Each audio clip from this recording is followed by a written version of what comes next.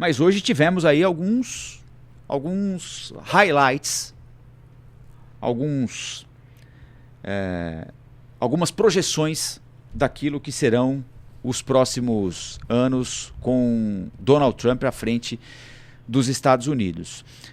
Provavelmente muita coisa que ele disse vai ficar no palavrório mesmo, não é, Eduardo Castro? Como aconteceu ao longo do primeiro mandato, outras tantas ele tentará implementar, outras vai conseguir, enfim, nós só conheceremos de fato o que ele pretende fazer, acredita que fará ao longo desses próximos 4 anos, mas tem aquilo, né, Eduardo, para além do que ele de fato vai fazer, para além do que ele sabe, está só dizendo e não vai conseguir levar adiante, tem o estímulo que ele deposita na cabeça de milhares de pessoas pelo mundo, né? Exato, é o que essa sementinha representa a presença em um cargo tão importante.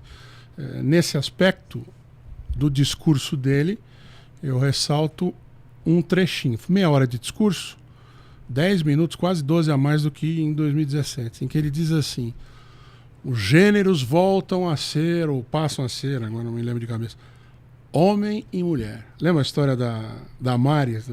Meninas vestem azul, meninas vestem rosa. Então, mais ou menos a mesma coisa. E isso é uma autorização, né, do mais alto magistrado da nação para que esse tipo de pensamento, que se fosse só pensamento, ok, cada um tem o seu. Só que isso se transforma, quando a gente, aqui transportando para a nossa realidade, em uma lâmpada estourada na cabeça de uma pessoa na Avenida Paulista, um direito negado a uma outra pessoa em termos de saúde pública, e fora preconceito, que isso também a gente vê acontecer. E isso pode se dar também, por exemplo, contra nós latinos, porque assim somos. Aliás, a gente não é, para os americanos a gente não é nada, a gente não é nesses grupos, né? A gente não é caucasiano, a gente não é hispânico, a gente não é negro, a gente não é asiático. Nós não somos. Nós somos aquela coisa. Somos brasileiros, somos latino-americanos, mas lá nas representatividades deles, lá nós não somos. E continuaremos assim ser.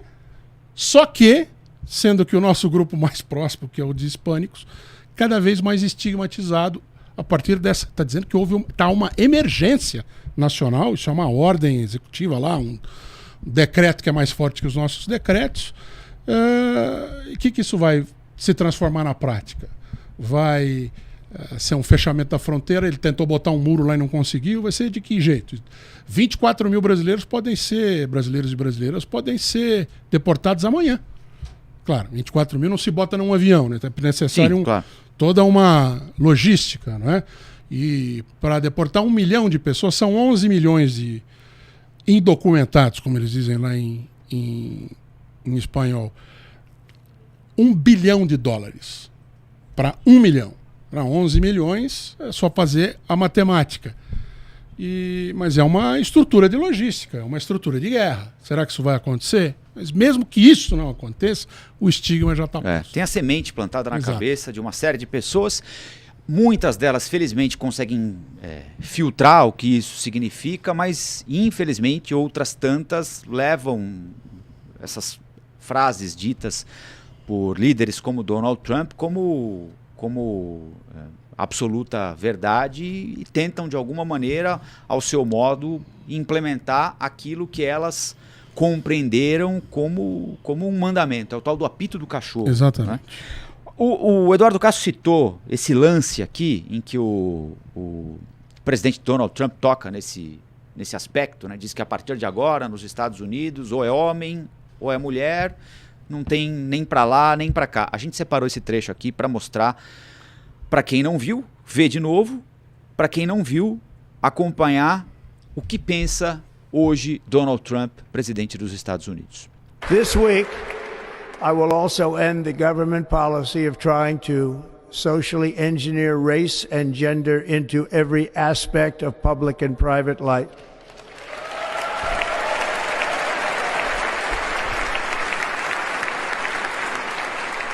We will forge a society that is colorblind and merit-based.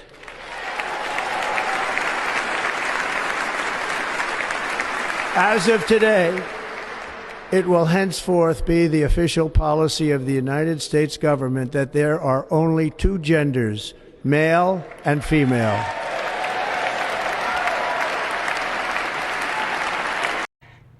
É isso, então, a partir de hoje, só homem e mulher nos Estados Unidos. Vale lembrar que, inclusive, nas Forças Armadas Americanas houve um trabalho para aceitação de pessoas que se identificam com outros gêneros, de transexuais admitidos nas Forças Armadas Americanas, ou seja, né, essa política, porque nem tudo está na mão do Estado, né? Ele promete algo que ele provavelmente não poderá entregar, né?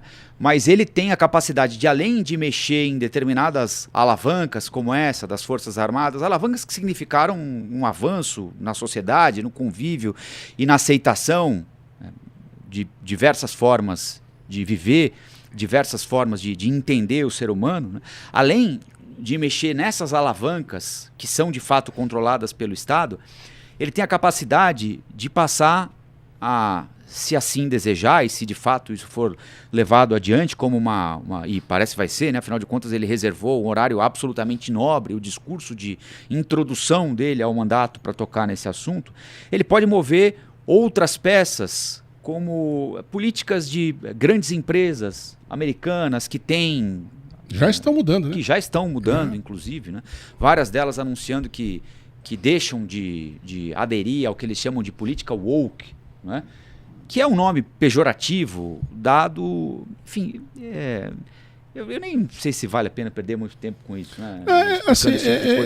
Para pegar um aspecto que se fala, que eles falam menos, eles que são a favor dessa diminuição com relação a essa questão da sexualidade e gênero. Se fala e ele falou tanto isso no discurso, em liberdade, volta à liberdade, mas as pessoas que têm esta característica na sua vida não têm liberdade de serem elas mesmas. Não têm liberdade. Não. Elas não podem se autodefinir, inclusive. Quem os define, agora o Trump está dizendo, só tem homem e só tem mulher. Aí traz aquela reflexão, aquela frase, se você é contra o casamento de homossexuais, é muito simples. Não case com um, mas deixa o outro viver a sua vida. Não. A liberdade existe para determinados grupos e sob determinadas visões. Porque quando isso se torna uma defesa de um mais fraco, isso não é liberdade. Mas quando torna-se uma defesa daquele que é mais forte, ou da liberdade para aquele fazer o que é mais forte, aí vale esse princípio. Pois é. Eles passaram, inclusive, aqui no Brasil, ficou muito popular a expressão ideologia de gênero, né? Porque há uma mistura proposital da evolução, da aceitação de cada um como ele bem entende ser, né? E da forma como cada um bem entende viver, e como lembrou o Eduardo, ninguém tem nada a ver com isso, né? Com quem eu caso, com quem eu deixo de casar, né? Enfim, como eu sinto prazer, como eu deixo de sentir prazer, como eu quero me vestir, como eu não quero me vestir, né? Isso é uma questão absolutamente individual, né? E deveria ser assim, né? Num mundo civilizado. Principalmente para quem prega liberdade. Cada um vive a sua e seguimos a nossa vida, cada um a nossa, tocando o seu barco, né? Mas houve uma mistura proposital, e aqui no Brasil nós passamos a ouvir com muita frequência a expressão ideologia de gênero, como se, para além da aceitação, que, repito, é uma evolução de cada um de nós, né? Simplesmente respeitar o outro e tocar cada um o seu barco, né? Como se houvesse uma forçação de barra para que alguém passasse a funcionar de um determinado jeito, né? Como se houvesse nas escolas uma tentativa de estimular uma criança, menino a virar menina, menina a virar menino, aula, como lembrou o Eduardo. Aí veio a tal da mamadeira de piroca também, né? Essas coisas são tristes de lembrar. E misturaram coisas que não existem, né? Porque é o que eu disse aqui, se alguém me provasse, uma vez eu tive a grata oportunidade de fazer essa pergunta ao general Heleno, ainda coordenador da campanha do Bolsonaro em 2018. Né? Porque fica esse papo, né? Não, porque a ideologia de gênero. Bom, beleza. Então vamos ao caso concreto. Onde ele está? Né? Quantas crianças você já viu que... Né? Qual foi o professor flagrado numa sala de aula tentando vestir uma saia num menino? Ou dizendo para o menino que ele não é menino, que ele é menina? Onde aconteceu? Quantos são os casos? Se houve um caso, onde ele está e o que ele significa no universo de estudantes do ensino infantil, ensino médio brasileiro, enfim. Ninguém sabe dizer, porque... Porque não faz diferença se existe para esse tipo de raciocínio, para quem pensa dessa forma, não faz diferença se aconteceu ou se não aconteceu, porque sempre o que se coloca é a possibilidade de, olha, pode acontecer. É a política do medo. Nada mais apavorante do que você colocar na cabeça de alguma pessoa que algo que você não gosta ou não entende pode acontecer com você.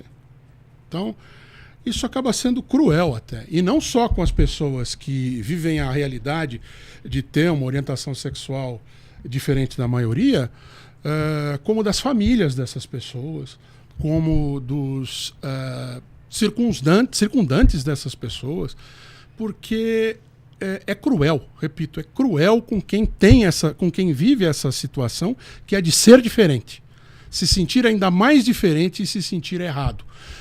Quando pode até você achar que é errado por algum princípio moral, por algum princípio religioso, mas de novo, se você é contra o casamento homossexual, não aceite quando quando um homossexual ou um homossexual te pedir em casamento. Pronto, tá resolvido. Olá, aqui é o Rafael Colombo. Gostou do que acabou de assistir? Se inscreva no canal Cortes do Flow News para os melhores momentos. Quer acompanhar os nossos programas na íntegra? Então se inscreva no nosso canal oficial Flow News.